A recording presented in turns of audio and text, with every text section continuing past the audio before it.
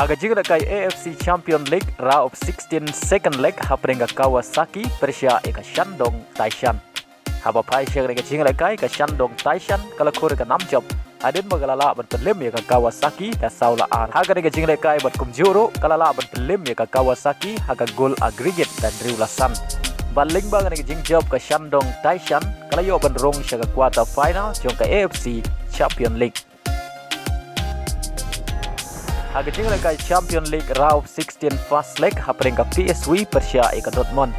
Haba pai shega jingla kai baro artli Kynhun ki khai ta marchi goal. Yaga shigol jong ka Dortmund la yo ban tap haga menit ke ba arpeu sau Lyngba Malen. Bari yaga shigol jong ka PSV la yo ban tap Lyngba De Jong haga menit ke ba san penreu Lyngba ke penalti. Haga wei pat ke jingla kai Champion League haprenga Kynhun Martinez Persia yaga Kynhun Griezmann ka Atletico Madrid. Haba pai shega ke jingla kai haga kela step omdon kino ke bala ban penki jar.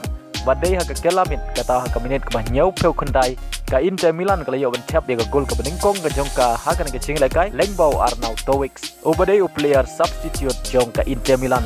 Badai lama ke shigol omdon shu ke bala ban penki jar hadu bokot ka jingla kai haga baga Inter Milan kala la ban pelim ya ka Atletico Madrid dai weilanot. Haga jingla kai Premier League haprenga Manchester City Persia eka Brentford. Haga ne jingla kai haga kela step omdon gino ge bala bat penki jar wala kila Persiang ka tokone ban yo penki jar Henry ki klem la bat pen urlong. Henry day haga kela mit kata haga minit ke bah nyau peway ka Manchester City kala yo ban tap ya gol ka banengkong jong ka ne jingla kai Lyngba orang le kai bukan sai jong ka Erling Haaland.